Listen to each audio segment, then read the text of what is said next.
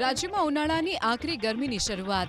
આગામી દિવસોમાં મહત્તમ તાપમાનનો પારો 2 થી 3 ડિગ્રી વધવાની હવામાન વિભાગે આગાહી કરી છે.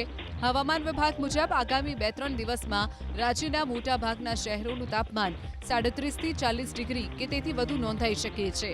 આજના તાપમાનની વાત કરીએ તો 37.2 ડિગ્રી સાથે ભુજમાં સૌથી ઊંચું તાપમાન નોંધાયું, જ્યારે અમરેલીમાં 36.9 ડિગ્રી તો રાજકોટ અને અમદાવાદમાં તાપમાનનો પારો 36.3 ડિગ્રી એ પહોંચ્યો છે.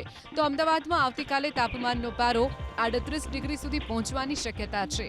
સુરતમાં તાપમાનનો પારો 36.2 ડિગ્રી, કેશોદમાં 36.1 ડિગ્રી અને વડોદરામાં મહત્તમ તાપમાનનો પારો 36 ડિગ્રી પર પહોંચ્યો છે. હાલ રાજ્યમાં ઉત્તર પશ્ચિમથી ઉત્તર દિશાના પવન ફૂંકાઈ રહ્યા છે. પવનની દિશા બદલાતા અને ભેજનું પ્રમાણ વધતા હીટવેવની આગાહી હટાવી દેવામાં આવી છે. હવામાન વિભાગ મુજબ દરિયાકાંઠાના વિસ્તારોમાં ગરમ અને ભેજવાળા પવનો ફૂંકાશે.